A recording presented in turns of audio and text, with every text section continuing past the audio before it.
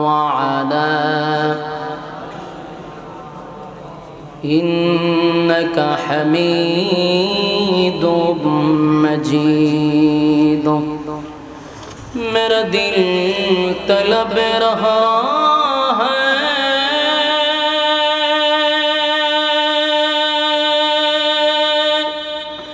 मेरे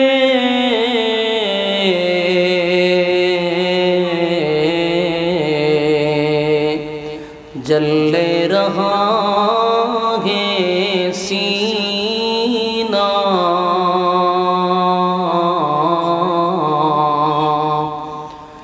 ए दवा वही मिलेंगे मुझे ले चलो मदीना बलगल मौला बिकमालिही Medina Medina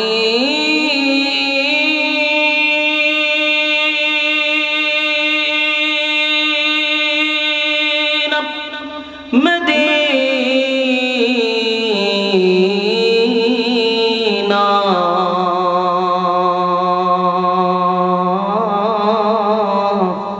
Medina Medina Medina मुमिनों की गुनगुना है दीदारे मदीना आशिकों की तमन्ना है जिक्र बातिल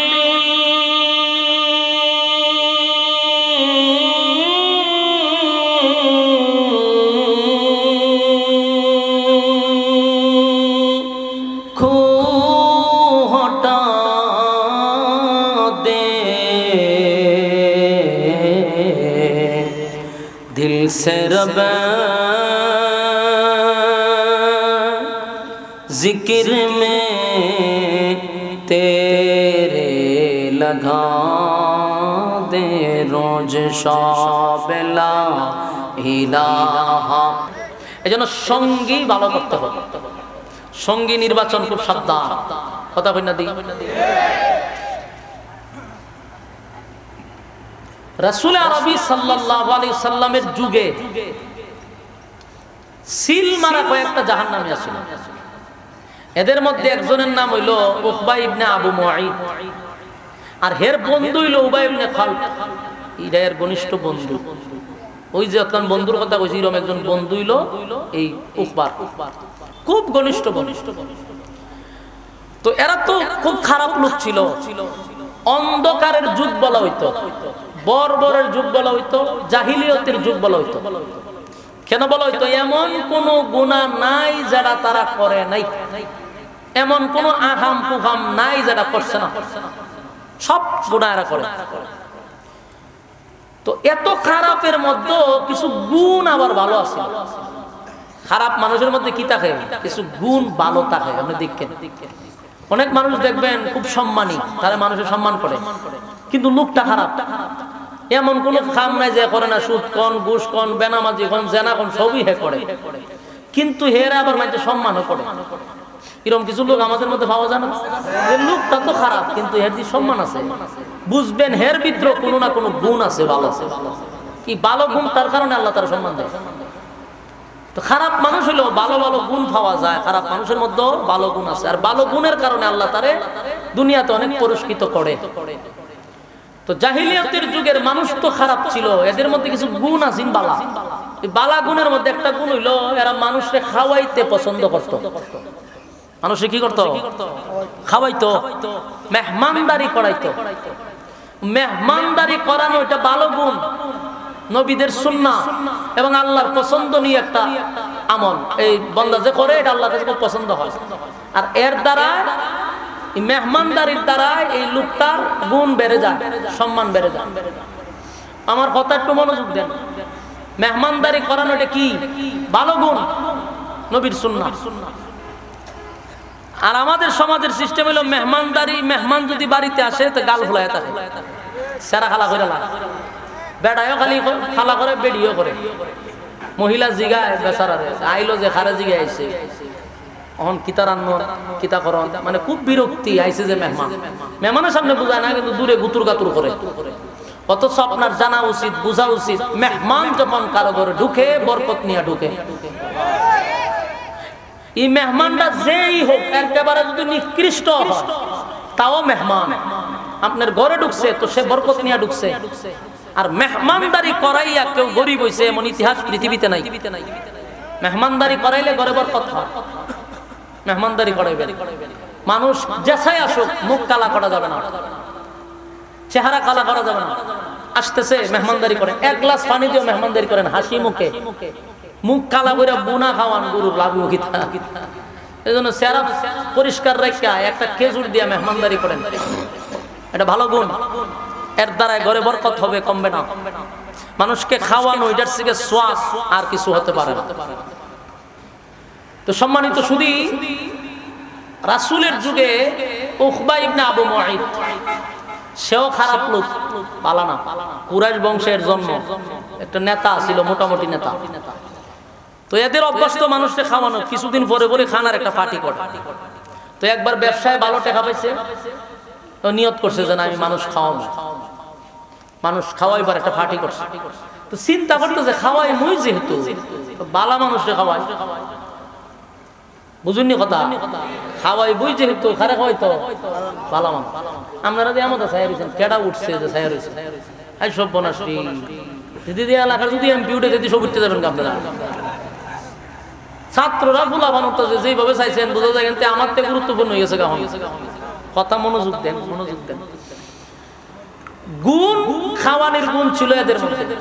তো এখন খাওয়াই বসে চিন্তা করতেছে বালা মানুষ খাওয়াই। আচ্ছা কোন চান আপনারা বেজুরার মানুষ, একটা মুরগিও যদি জব করেন তা আপনি দাওয়াত দেন খারে। এই যে ইমাম সাহেব, মাশাআল্লাহ, একটা ভালো খাবার যদি কারো ঘরে করে তখন দাওয়াতটা দেয় ইমাম সাহেব। আচ্ছা কোন দিন কেরে ইমাম সাহেব দাওয়াতটা দিল? গ্রামের মধ্যে মেম্বার আছে, চেয়ারম্যান আছে, নেতা আছে, খেতা আছে, এরা দাওয়াত দেয় না কেন? ইমাম সাহেব দাওয়াতটা দিল কেন? কারণ যেই বেচারা দাওয়াত দিছে তার মনের ধারণা হলো এই গ্রামের মধ্যে সবচেয়ে ভালো মানুষ তাকে দিলে ইমাম সাহেবটা আছে। কথা বলছেন? ভালো মানুষ দিকটা সে দাওয়াতটা যে আমার ঘরে যত খাওয়া মই, আমার চেয়ারম্যান মেম্বারের দরকার নাই, আমার শিল্পপতির দরকার নাই, আমি ইমাম সাহেবরে খাওয়াবো। কারণ আমার ধারণা ইমাম সাহেব গ্রামের মধ্যে সবচেয়ে ভালো। এই জন্য দেখবেন মানুষ ইমামরে খাওয়ায়, আলেমরে খাওয়ায়, হ্যাঁ মৌলানারে খাওয়ায়। আমার এদের ধারণা ওই লোকগুলো ভালো, ভালো লোকরে মানুষ খাওয়াইতে চায়। এমনি চেয়ারম্যানের সাথে খুব ভালো সম্পর্ক, এমপি সাহেবের সাথে খুব ভালো সম্পর্ক, কিন্তু অন্তর থেকে বাড়িতে নিয়ে এক মুঠ ভাত খাওয়ায় না। কারণ এও মনে হয় তোর সাথে চলি কি দিছে, তুই যে বাট পার এটা বালা করে জানি, মনে মনে কয় যে রে বাবারে তুই যে কি পরিমাণ আইনার কারিগর এটা জনগণ জানে, কিন্তু অহন সামাজিকতা বজায় রাখতে গিয়ে তোরে বিপদ হবে আটটা দিলা সালাম দিয়ে অন্তর দিয়ে দিছি না। বাস্তব না বাস্তব? এক কাপ চাও যদি খাওয়ায় বিলটা দিতে গেলে মনের মধ্যে কষ্ট যে একটা বাজে লোকের বিল দিলাম, মনে মনে খাওয়ায়। কিন্তু মানুষ যখন খাবারে খাওয়াইতে চায় মন ডাবইরা, তখন চিন্তা করে আমি একটা ভালো মানুষ খাওয়াবো, আলেমরে খাওয়াবো।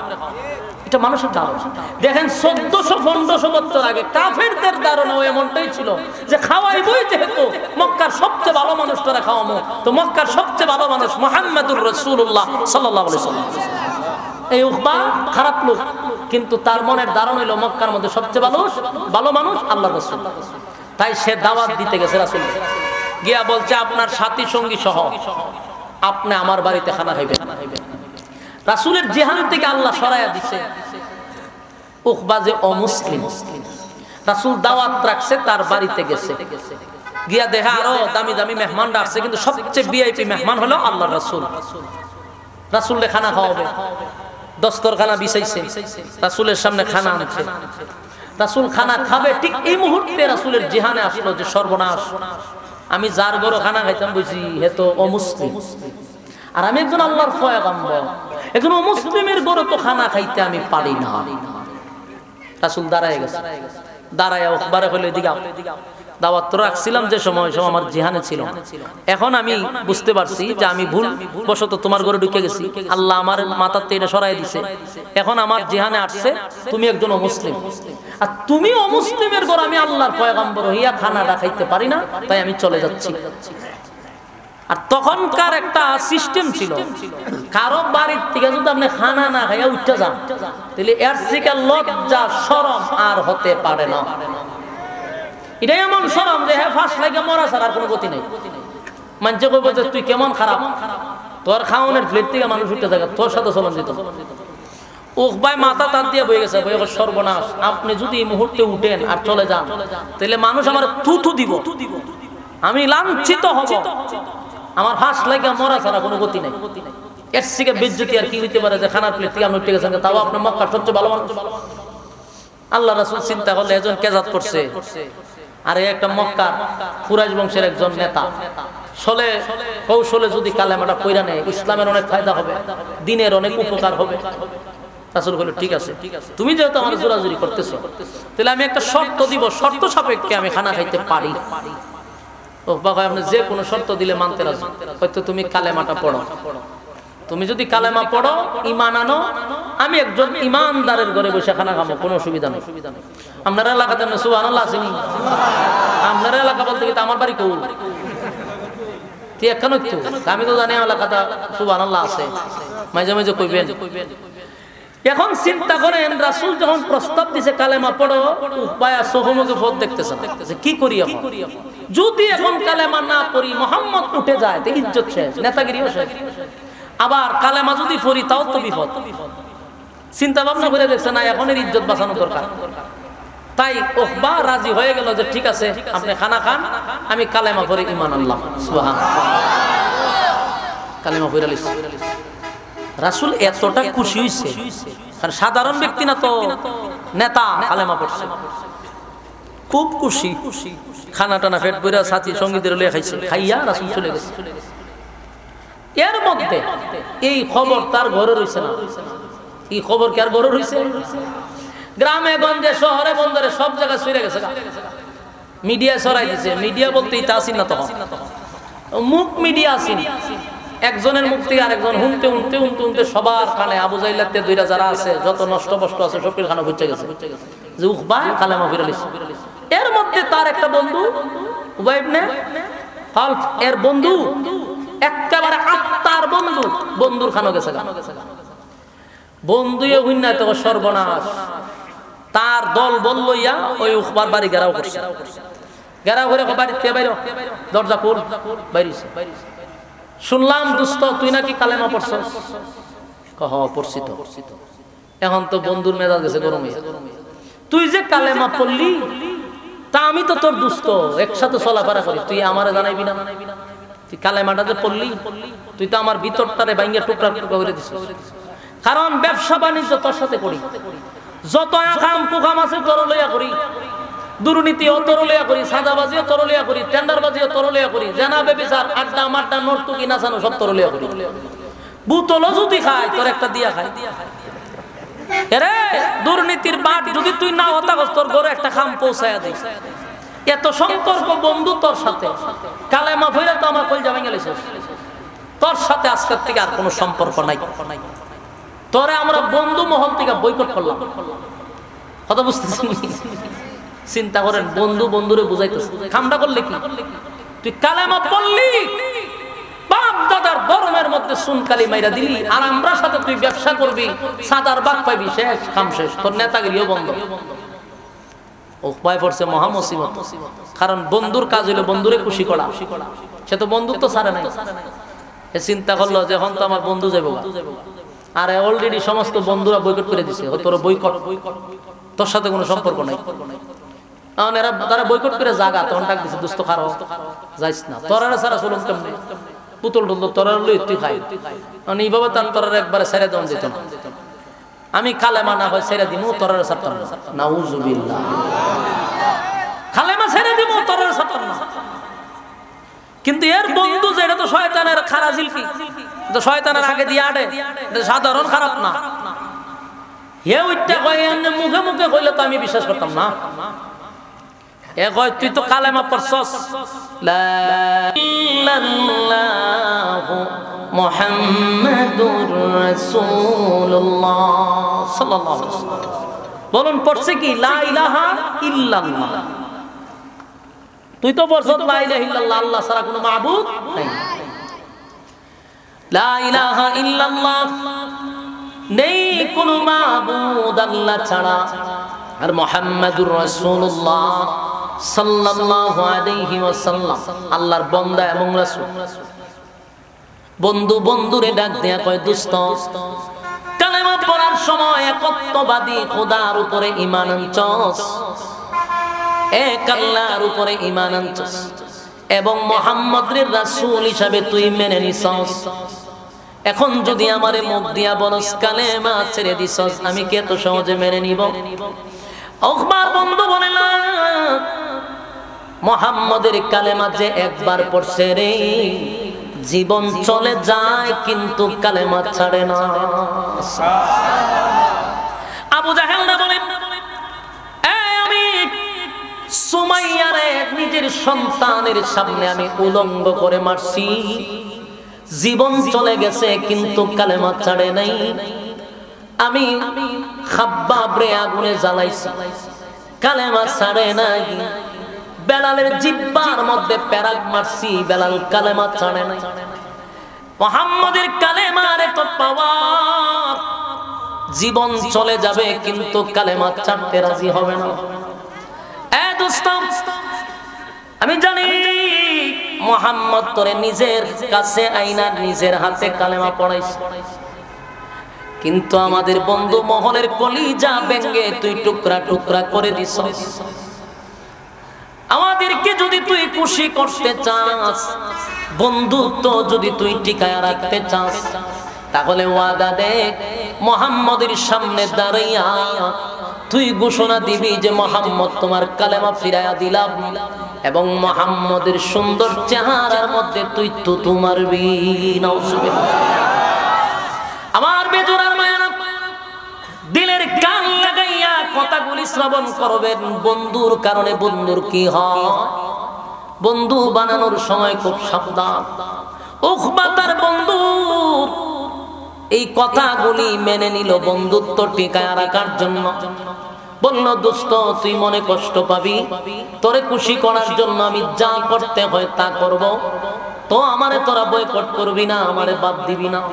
আমি ওয়াদা দিলাম প্রয়োজনে আব্দুল্লাহর পুত্র মুহাম্মদের সামনে গিয়া কালেমাটা ফেরত দিব, চেহারার মধ্যে প্রয়োজনে তুতু মারব। নাউজুবিল্লাহ বাড়ি দিয়া বল। এ আশিকের রাসূল, আমার নবীর সুন্দর চেহারার মধ্যে সে তুতু মারার জন্য প্রস্তুতি নিছে গো।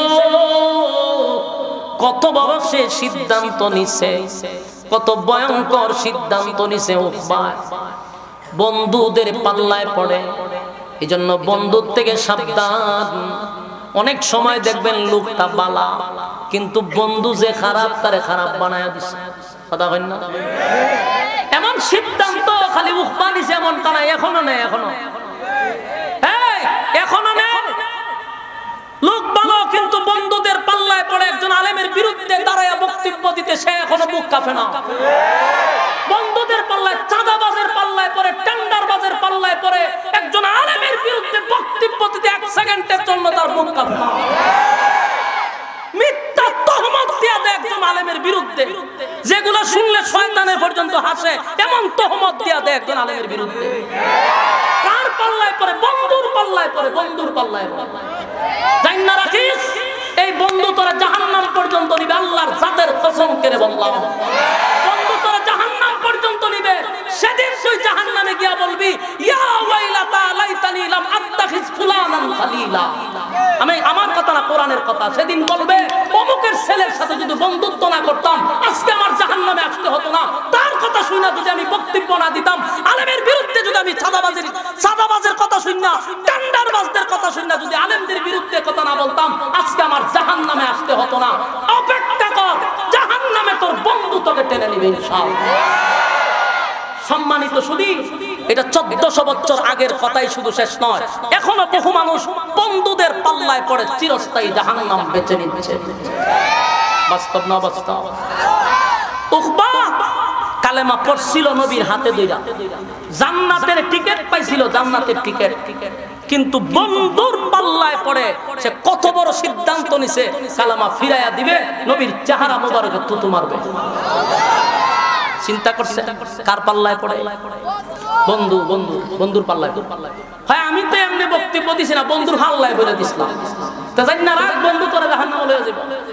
যার সাথে যার মহব্বত তার সাথে তার কিয়ামত। লিখে রাখেন, যত মহব্বত বেশি এর সাথে দাঁড়াইবেন, দাঁড়াইবেন এর সাথে। অপেক্ষায় থাকেন, সেদিন উকবায়ও আফসোস করবে, এই বন্ধুদেরকে লইয়া আর 10 জন মিল্লা গেছে রাসূলের কাছে। আল্লাহর হাবিব তাকায়া দেখে, দূর থেকে, বহু দূর থেকে নবী তাকায়া দেখলো উকবা সহ তার বন্ধু বান্ধব লইয়া নবীর কাছে আসতেছে। আল্লাহর নবী তো জানে না সে কোন কারণে আসতেছে। আল্লাহর নবীর দিল মাকা দরদ লইয়া, নবীর তো মায়া দয়ার কোনো অভাব নাই। আল্লাহর হাবিব দিলটা বড় করে মহব্বত নিয়া সামনের দিকে আগাইতেছে তাদেরকে স্বাগতম জানায় আনার জন্য। নবীর মন তো অন্যরকম, আর এরা তো হুদ্দা শয়তানি নিয়ে আইতেছে। আল্লাহ রাসূল মনে করছে গতকালকে কালেমা পড়ছে লুকাইয়া, আজকে মনে হয় প্রকাশ্যে কালেমা পড়ার জন্য বন্ধুদেরকে নিয়ে আসতেছে। নবীর ভিতরটা কত বড় হইছে মহব্বতে, আগায় গেছে তাদেরকে বুকে জড়ায় নেওয়ার জন্য। কিন্তু এরার ভিতরে শয়তানি চলতেছে। নবীরে তো আল্লাহ আগে জানায় নাই, নবী জানে না যে তারা দুশমনী নিয়ে আসতেছে আর নবী মহব্বত নিয়ে আগাইতেছে। সুবহানাল্লাহ। বন্ধুদের পাল্লায় পড়ে উকবা তার বন্ধুদেরকে লইয়া নবীর সামনে আসতেছে। কিন্তু একটা কথা যাই না রাখেন, উকবা কিন্তু বন্ধুর পাল্লায় পড়ছে। উকবা কিন্তু কালেমা পড়ছিল, ঠিকই সে ঈমান আনছিল, কিন্তু বন্ধুর পাল্লায় পড়ে গেছে। দূর, বহু দূর থেকে আমার নবীর চেহারা মুবারকটা দেখছে গো। দেখার পরে উকবার কলিজার মধ্যে একটা মোচড় মারছে। কারণ নবীর এত সুন্দর চেহারার মধ্যে কেমনে রে সে থুথুটা মারবে। অনেক সময় অনেক মানুষ দেখবেন উলামায়ে কেরামদের সঙ্গে বেয়াদবি করতে চায় না, ভয় পায়। লোকটা যত খারাপই হোক, নামাজ না পড়ুক, বেনামাজি হোক, সুদখোর হোক, ঘুষখোর হোক, জেনাখোর হোক, কিন্তু একজন আলেমের সাথে বেয়াদবি করতে চায় না, বুক কাঁপে। কিন্তু বন্ধুদের পাল্লায় পড়ে, বন্ধুদের পাল্লায় পড়ে শেয়ারের লোভে, রাজনীতির লোভে বন্ধুর পাল্লায় পড়ে বেয়াদবি করে। ঠিক নেই? ওই উকবাই একই কাজ করছে, নিজে নিজে চাইছিল না, কালেমা তো পড়ছি, কিন্তু বন্ধুর পাল্লায় পড়ে আগাইতেছে সামনে। কিন্তু নবীর চেহারা যেহেতু দেখছে, তার ভিতরে কম্পন শুরু হয়ে গেছে। আল্লাহর নবীর চেহারা মুবারকটা দেখা তার কলিজার মধ্যে কম্পন শুরু হয়েছে। এক পাও সামনে আগায় রে, আর এক পাও পিছনে নেয়। সাহস কোলায় না সামনে যাবে, তাই একটু সামনে যায়, আবার একটু দাঁড়ায়।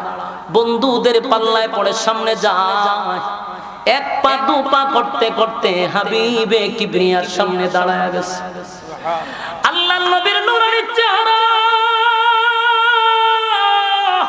পয়গম্বরের সামনে দাঁড়াইয়া, যে মাত্র নবীর সামনে দাঁড়াইছে, হাবিবে কিবরিয়া মুস্কি মুস্কি হাসিটা দিয়া ডাক দেয়া হয়, উকবারে গতকালকে কালেমা পড়ছিলি লুকাইয়া, আজকে কি প্রকাশ্যে কালেমা পড়ার জন্য বন্ধুদেরকে লইয়া আমার কাছে আসছস? নবীজি খুশি মনে সামনে গিয়ে আগায়া দাঁড়াইছে। আর উকবা ডাক দেয়া বলে, আব্দুল্লাহর পুত্র মুহাম্মদ, শোনো, গতকালকের কালেমাটা আমার ছিল পলিটিক্সের কালেমা। আমি তোমার একত্ববাদী খোদার উপরে ঈমান আনি নাই, আমি পলিটিক্সের কালেমা পড়ছি। কি এর কালেমা? পলিটিক্স। পলিটিক্স বুঝেননি? টিক্সের উপরে টিক্স, তার নাম হইল পলিটিক্স। এখন পলিটিক্সের কালেমা চলে। হারা জীবন 5 বছরের ভিতরে জীবনে মাথার টুপি লাগায় না, নমাজ নাই, রোজা নাই, পাঞ্জাবি নাই। আর ইলেকশনটার আগে একটা টুপি মাথার দিয়া লাগে, একটা পাঞ্জাবি দিয়ে হে বোঝা যায় 5 ওয়াক্তের মুসল্লি। গণ গণ মসজিদে যায়, আজান দিল যায়, না দিল যায়। কর্মীরা কয় স্যার আজান পড়ছে না তো, মসজিদে ঢুকছেন কেন? ছবি তুল, ভিডিও কর, সাইডা দে, আর লেখা দে ফুলের মতো পবিত্র। এরকম দান্দাবাজি চলতেছে নি? সারা জীবন ইসলাম বিদ্বেষী কথাবার্তা, সারাটা জীবন আলেমদের বিরুদ্ধে, ইসলামের বিরুদ্ধে, কোরআনের বিরুদ্ধে, নবীর বিরুদ্ধে। আর ইলেকশন আইলে হে লম্বা পাঞ্জাবি লাগা, টুপি একটা মাথার দেয়ারে, কি এর চৈত মাস, কি এর বৈশাখ মাস। দিয়া হ্যাঁ সামনে সামনে যা মসজিদ গেল একটা সালাম দিয়ে মসজিদে ঢুকে যাবে আজানও করতে না মসজিদে জায়গা এই দান্দাবাজি আর বাটপারি জনগণ বুঝে যে দান্দাবাজি শেষ এই চরিত্রের লোক এখন সমাজ আর খায় না কথা হয় না দি আপনার কষ্ট লাগতেছে হেতে হইলে টেন্ডার বাজের 1 নম্বর সদস্য হে হইলো সুর বাটপার বদমাশ হেরে কই ফুলের মতো বলে পবিত্র তে যদি পবিত্র হয় তাহলে ফুলের বংশ উদ্ধার করে দিলি তো ফুলের সিগা বলে পবিত্র এই সমস্ত তেলবাজি সারা দরকার এই সমস্ত তেলবাজি করার কারণে নিজে যাই ইবাদত বন্দি করতেন কিন্তু এরকম তেলবাজের সাথে জাহান্নামে যাবেন না ভালো মানুষের সঙ্গ নেন সৎ সঙ্গে সদ্বাস অসৎ সঙ্গে সর্বনাশ গ্রামের প্রভাব ভালো মানুষের সাথে চলেন ভালো হয়ে যাবেন উকবা রাসূলের সামনে দাঁড়াইছে দাঁড়াইয়া কয় আমি পলিটিক্সের কালেমা পড়ছি পলিটিক্সের কালেমা পড়ছি পলিটিক্সের কালেমা পড়ছি আমি তো একত্ববাদীর উপরে ঈমান আনি নাই আল্লাহর নবী অবাক হইয়া তাকায় আছে কি করলি গতকালকে কালেমা পড়াইলাম আজকে কয় সে নাকি পলিটিক্সের কালেমা পড়ছে উকবা কয় মুহাম্মদ আমি লজ্জায় শরমে বিপদে পড়ে তোমার কালেমাটা মেনে নিছিলাম কিন্তু আসলে আমি তোমার কালেমা পড়ি নাই এই নেও তোমার কালেমা ফিরাইয়া দিলাম এখানেই তো শেষ না কালেমা ফেরত দেওয়ার কথা বলার সাথে সাথে হাবিবি কিবরিয়ার সুন্দর উজ্জ্বল চেহারার মধ্যে সে থুথু মাইরা দিছে আমার নবীর চেহারার মধ্যে থুথু মারছে আল্লাহর নবীর চেহারার মধ্যে থুথু মারছে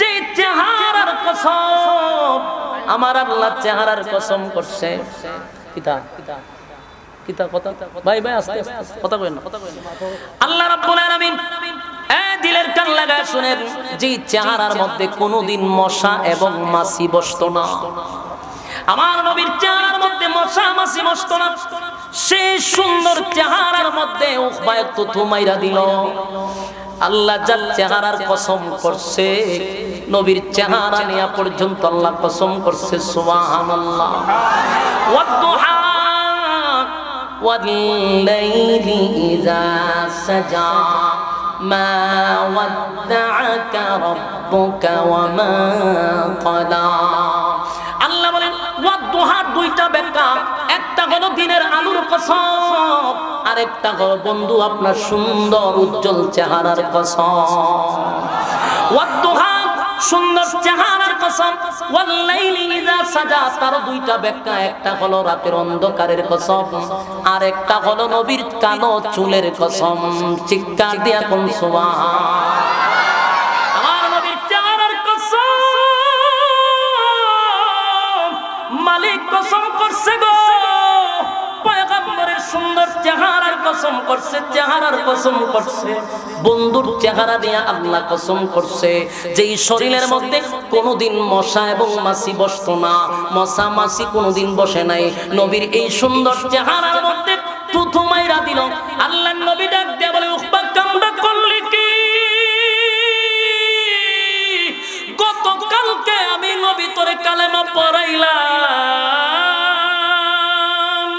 জান্নাতের টিকেটটা তোর হাতে দিলাম জান্নাতের টিকেটটা তোর হাতে দিলাম জান্নাতের টিকেট আমি নবী তোর হাতে ধরায়া দিলাম আজকে আমি নবীর সামনে আইসা এত বড় বেয়াদবিটা করলি আমি নবীর কলিজাটা ভেঙে টুকরা টুকরা করে দিলি রে ওই বন্ধুরে খুশি করতে গিয়া নবীর চেহারাটার মধ্যে থুতু মাইরা বন্ধুরে খুশি কইরা আমার নবীর কলিজাটা ভেঙে দিল কিন্তু আল্লাহর নবী বলেন এ উকবা শুন আমি নবীরে তুই মানুষের সামনে থুতু মেরে দিলি বড় কষ্ট দিলি রে উকবা শুন আমি নবী তোরে জানায়া দেই সাবধান উকবা মক্কার এরিয়ার বাহিরে তুই যাবি না যদি মক্কার এরিয়ার বাহিরে তুই যাস তোর বডির থেকে মাথা আলাদা হয়ে যাবে আমি নবী তোরে কথাটা জানায়া দিলাম আমার যুবক ভাইরা উকবা যদিও কাফের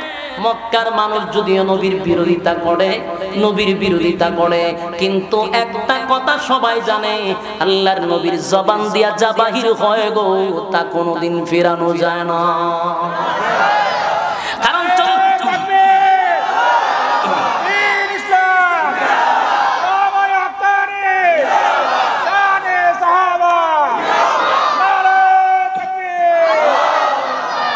উকবা সহ বন্ধুরা সহ মক্কার সব বেঈমানরা একটা কথা ভালো করে জানে, মুহাম্মদের মুখ থেকে যদি বাহির হয়ে যায়, গুল্লি যেমন ফিরানো যায় না, তীর যেমন ফিরানো যায় না, হাবিবের কথাটাও ফিরানো যাবে না।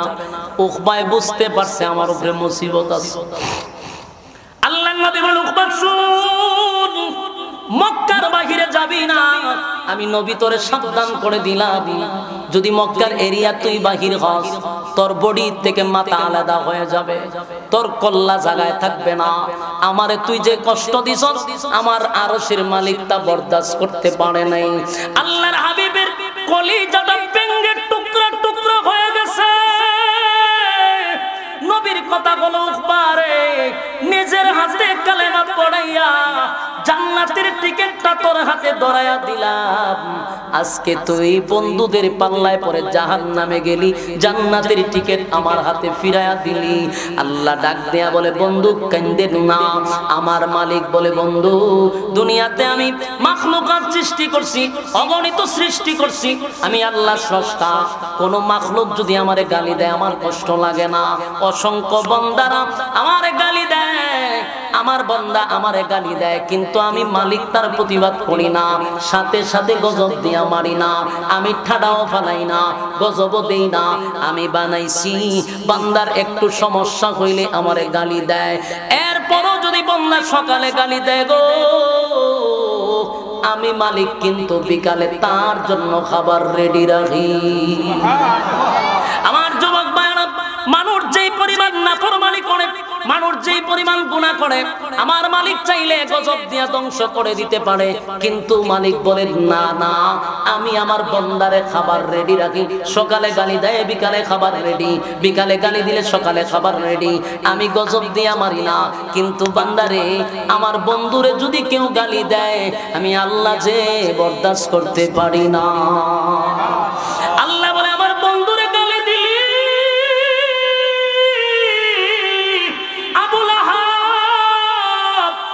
সঙ্গে বেয়াদবি করছে গো, সূরা লাহাব নাযিল করে দিয়েছে। আল্লাহ বলেন, যতবার আমার নবীর সঙ্গে বেয়াদবি করছে ততবার আমি প্রতিবাদ করছি। আবু লাহাব পারবো নবীরে আবেতার বলে গালি দিছে, আল্লাহর নবীরে গালি দিছে আটকুরা বলে গালি দিছিল। আল্লাহ নিজে সূরা কাউসার নাযিল করে আল্লাহ প্রতিবাদ করছে, ইন্না শানিআকা হুয়াল আবাতার। যারা আমার নবীর আবেতার বলছে, আল্লাহ বলেন তারাই তো আবেতার, তারাই তো নির্বংশা, তারাই তো লেজ কাটা। আবু লাহাব গালি দিছে, সূরা লাহাব নাযিল হইছে। উকবা আমার নবীর সঙ্গে বেয়াদবি করছে, আল্লাহ তখন আয়াত নাযিল করে জানায়া দেয়, ওয়া ইয়াউমা ইয়া'আদ্দুয যালিমু আলা ইয়াদাই ইয়াকুলু ইয়া লাইতানি লাম আত্তাখিজ ফুলানান খালিলা। আল্লাহ বলেন, ওয়া ইয়াউমা ইয়া'আদ্দুয যালিমু আলা ইয়াদাই ইয়াকুলু ইয়া লাইতানি ইত্তাখাযতু মা'আর রাসূলি সাবিলা। আল্লাহ বলে, বন্ধু আপনি কাঁদেন না, উকবা আপনার কোনো ক্ষতি করতে পারে নাই, উকবা আপনার সঙ্গে বেয়াদবি করে, উকবা আপনার কোনো ক্ষতি করে নাই গো। উকবা তার নিজের ধ্বংস নিজে ডেকে আনলো, নিজের মাথায় নিজে কোরআনটা মেরে দিল। যেই উকবাকে আপনি জান্নাতের সার্টিফিকেট দিলেন, আজকে উকবা আপনার জান্নাতের সার্টিফিকেট ফিরাইয়া দিছে। আপনি স্মরণ করেন সেই দিনের কথা, আমি উকবার পরিণতিটা আপনি নবীর চোখের সামনে দড়ায়া দিব, আপনি নবীর চোখের সামনে উকবার পরিণতিটা দড়ায়া দিব। আল্লাহ বলেন, উকবা জাহান্নামের ভিতরে গিয়া নিজের হাতগুলা কুশারের মতো, নিজের হাতগুলা গেন্ডারির মতো চাবাইতে থাকবে, চাবাইতে থাকবে, আর বলবে, ইয়া ওয়াইলাতা লাইতানি লাম আত্তাখিজ ফুলানান খালিলা। এইভাবে চিৎকার দিয়া বলবে, হায় আফসোস, কি করলাম গো, কি করলাম, কি করলাম, এত ভালো বন্ধুটারে পাওয়ার পর মুহাম্মদের মতো বন্ধু বানাইয়া কেমনে রে আমি। উকবা তখন আফসোস করে বলবে, মুহাম্মদের মতো বন্ধু বানাইয়া আমি উবাইরে আমি বন্ধু বানাইলাম, উবাইরে বন্ধু বানাইয়া আজকে জাহান্নামের আগুনে আমি জ্বলতে হয়। জাহান্নামের আগুনে আমার জ্বলতে হয়। এমন বন্ধু যদি না বানাইতাম আমি জাহান্নামের আগুনে আজকে জ্বলতাম না। আমার যুবক ভাইরা, এখান থেকে আমাদের শিক্ষা গ্রহণ করা দরকার, এখান থেকে আমাদের বোঝা দরকার। প্রত্যেকটা মানুষ জাহান্নামে গিয়া সেদিন বলবে, হায় আফসোস, আমি যদি বেনামাজিরে বন্ধু না বানাইতাম, আমি যদি দুষ্ট লোকরে বন্ধু না বানাইতাম, আমি যদি একটা মুয়াজ্জিনরে বন্ধু বানাইতাম, একজন আলেমের সঙ্গে বন্ধুত্ব বানাইতাম, আল্লাহওয়ালা ব্যক্তির সঙ্গে বন্ধুত্ব করতাম, আজকে জাহান্নামের আগুনে আমার জ্বলতে হইতো না। সেদিনের আফসোস করে বলুন তো দেখি, 4 পয়সার কোনো লাভ হবে? কথা কই, লাভ হবে? তাহলে এখন থেকে বন্ধু নির্বাচন করার দরকার আছে না নাই? কারো কারো ভালো বন্ধু বানাইতে চান, 2টা হাত তুল্লা দেখায়া দেই, জুরে কোন লিল্লাহে তাকবীর। আমরা বন্ধু বানাবো, ভালো লোকের সঙ্গে চলবো, নামাজি ব্যক্তিকে বন্ধু বানাবো, আল্লাহওয়ালাকে বন্ধু বানাবো, কোন দুষ্ট লোককে বন্ধু বানাবো না। রাজি আছেন তো ইনশাআল্লাহ?